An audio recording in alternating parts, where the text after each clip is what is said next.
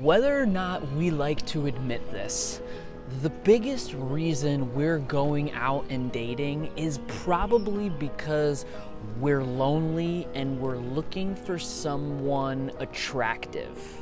Everything on social media that is talking about dating, it's talking about what makes us attractive to other people and what makes other people attractive to us. And the way that most of us are going about it is we're swiping left and right on a dating app, or we're walking around Target looking for pretty girls. But this is not what fundamentally will make a relationship work. Fundamentally, the only thing that really works coming out of these situations is flings. And most of us are flinging from one person to the other like Tarzan. At some point, we have to stop and start looking within instead of looking out there.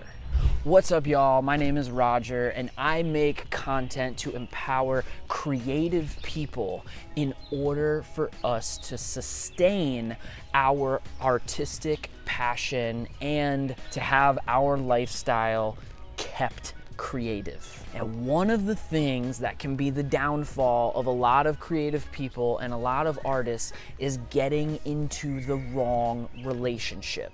I've seen this happen over and over again, and I've done it to myself. And there's a bunch of things I learned from watching other people, from seeing other people's content, and also from working with my therapist the last couple years. So I'll just jump right in and say the two things that are going to make a relationship work are if your values are matching up and if your lifestyle can match up. And that's pretty much it. It's not whether or not that person is cute enough for me to tolerate this and that and the third. It's not if that person is working out enough for me to be able to overcome their lack of communication. Because eventually we all realize that that initial attraction is just a spark. It's not something that keeps the fire going. What we need to keep a fire going in a relationship is we need more, air, and we're gonna need more wood. But anyway, we need both parties to be bringing something that are gonna help each other sustain that relationship with one another.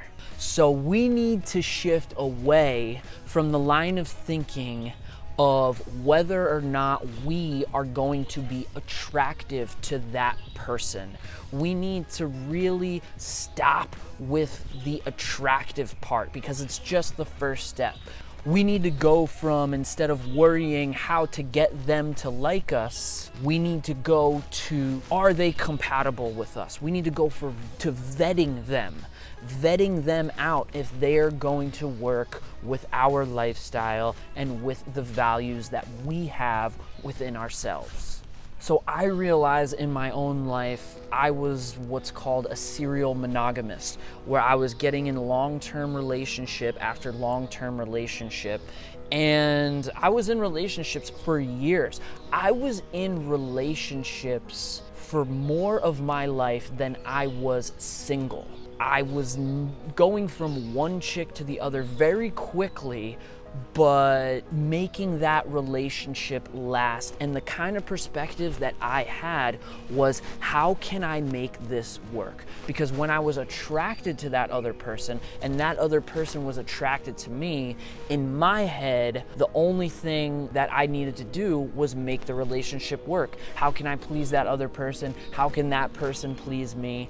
But then I realized where this is actually coming from. And this line of thinking is actually coming from a worthiness wound that I had within me from childhood of not feeling worthy of other people. So I was very much into codependent relationships. And even though I could sustain these relationships for years and years, ultimately I was abandoning myself in order to make things work.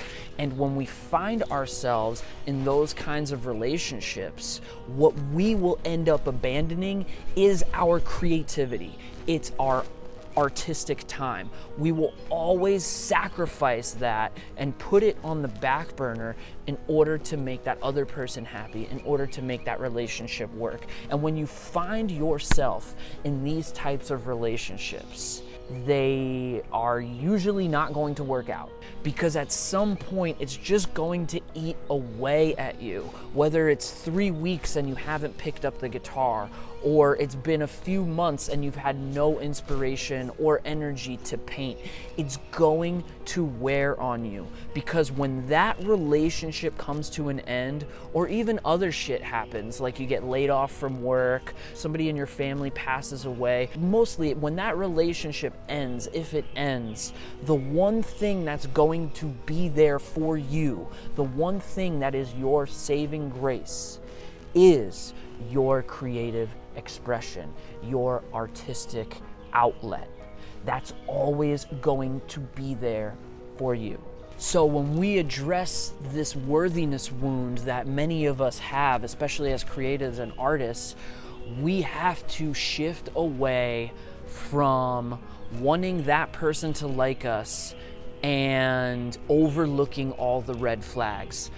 We will know that certain types of people will have things that are incompatible. We will notice red flags, but a lot of us carry on anyway because we have this line of thinking where we think we can make it work. Our ego is telling us that this chick or this dude is cute enough or cool enough to where we can figure out a way to make it work. Even if we can make it work, I've done it for years, we will run it into the ground because ultimately we're not going to be able to express our true self. We're having to fit to the mold of what another person wants for us, and we can only last so long. We can only suppress our true self so long before we realize that it's not getting better.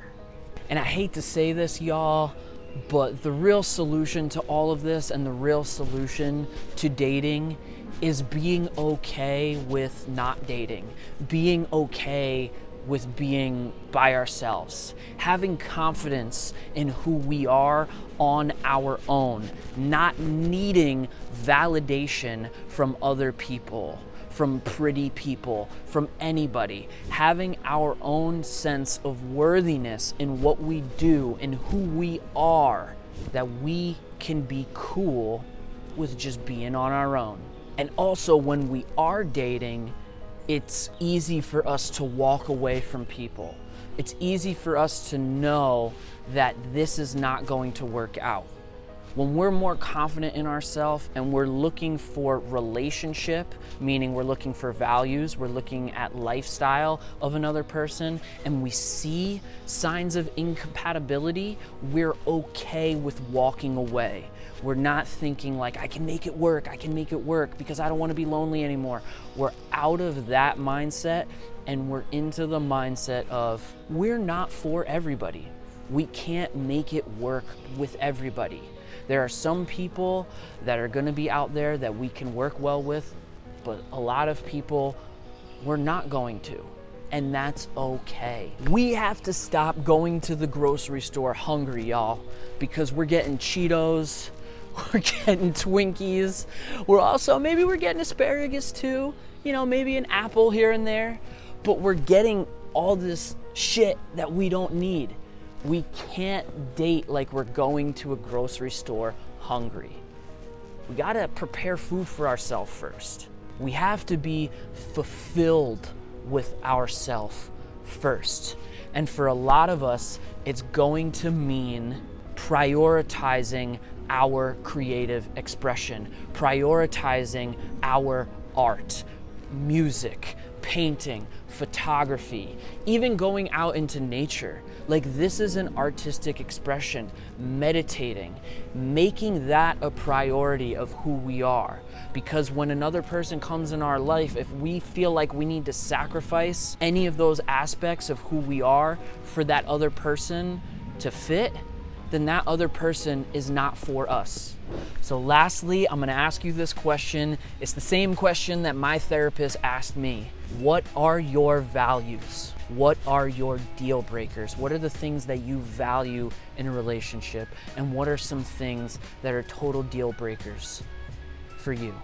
Because for me, I want a healthy, mature relationship. So a deal breaker for me is somebody that is emotionally immature. I don't want to be doing the heavy lifting. I've done it in the past. I've had to help other chicks emotionally regulate, which is cool, but I really would like someone that can regulate themselves. So let me know in a comment, what is your top value? What is your number one deal breaker or red flag that you see in somebody? And if you like this video, please give it a thumbs up and subscribe to the channel for more creative empowerment. And if this video resonated with you, you're probably gonna dig this video that I did recently, which is what happens when our empathy fails us. The kind of trouble that we empaths can get ourselves in by being a little too caring. Stuff in there that we all need to watch out for. So I'll see you in that next video, and stay creative.